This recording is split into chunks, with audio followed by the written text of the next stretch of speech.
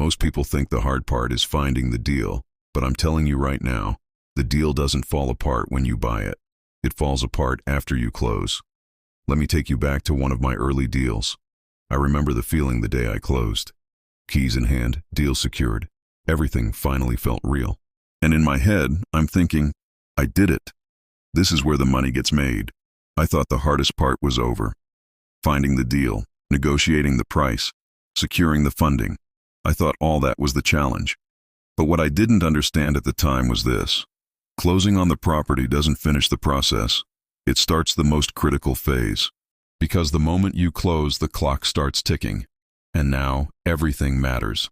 I went into that project confident. I had a plan. I had a contractor lined up. I had a timeline in mind. I thought I was prepared. Then reality showed up. The contractor didn't start on time. There were delays getting materials. Things that were supposed to take days took weeks. And then we opened up the walls and found problems I didn't see during the walkthrough. Now the scope changed, the budget changed, the timeline changed. And here's the part nobody really prepares you for.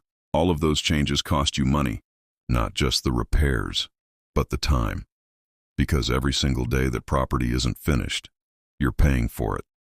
Mortgage, utilities, insurance. Even if you're not physically doing anything, that property is draining your money.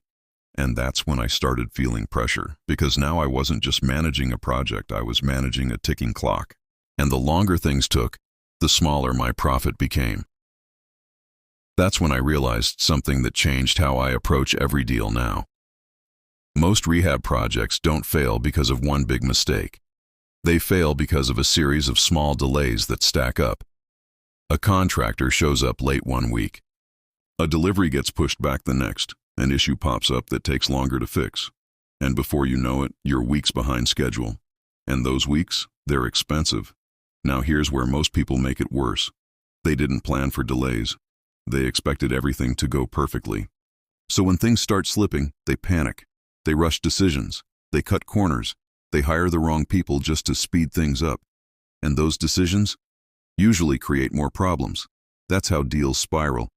Not because the opportunity wasn't there, but because the execution broke down. So now I go into every rehab with a completely different mindset. I don't expect things to go perfectly. I expect friction. I expect delays. I expect something to go wrong. Because something always does. And when you expect it, you plan for it. You build in extra time. You build in extra budget. You stay calm when things shift. Because now, it's not a surprise. It's part of the process. And that changes how you respond. Instead of reacting emotionally, you adjust strategically. Now let me give you the real takeaway here. If you're getting into rehabbing properties, you need to understand this. Your profit isn't just determined by the deal you buy, it's determined by how well you execute after you buy it. Because a great deal can turn into a bad outcome if the rehab is mismanaged. But a solid deal can become a great one if it's executed correctly. That's the difference. And that's why experienced investors don't just focus on finding deals, they focus on systems, processes, timelines, teams, because that's what protects the deal after you close.